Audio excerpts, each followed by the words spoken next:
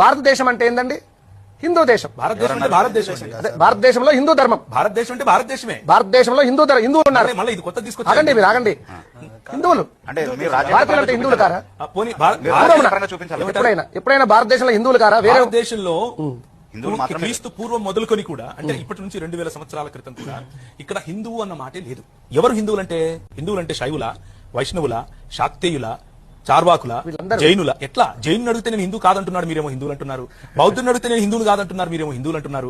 చార్వాకుని అడిగితే అనకపోతే బౌద్ధులు బయటకు వచ్చి బౌద్ధ మఠాలను ఎందుకు చంపారు? ఒకళ్ళు హిందువులైతే బౌద్ధ మఠాలను ఎందుకు పుష్యమిత్ర శృంగుడు చంపాడు? బౌద్ధ మఠాలను ఎందుకు నిర్వీర్యం చేశాడు? వేలకు వేలు, లక్షలకు లక్షలు.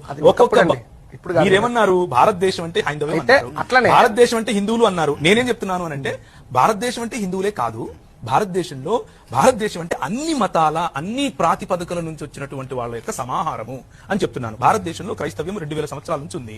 భారతదేశంలో జుడాయిజం అంటే ఏకేశ్వరవాదం 2000 చిల్లర సంవత్సరాల నుంచి ఉంది. భారతదేశంలో క్రీస్తు పూర్వమే అలెగ్జాండర్ వచ్చిన సమయంలోనే అంటే 3వ శతాబ్దంలోనే గ్రీకులు తీసుకొచ్చినటువంటి బహుదేవత ఆరాధన ఉంది. భారతదేశంలో శైవులను ఏ విధంగా ఊచకోతకొచ్చారో మనకు తెలుసు. తాపాలేకీయులు ఏ విధంగా వైష్ణవులను ఊచకోతకొచ్చారో మనకు తెలుసు. ఇలా చెప్పుకుంటూ పోతే నేను ఒక లక్ష చెప్తాను మీకు. ఎవరిని హిందువులు అంటారు మీరు? నా ప్రశ్న ఇది.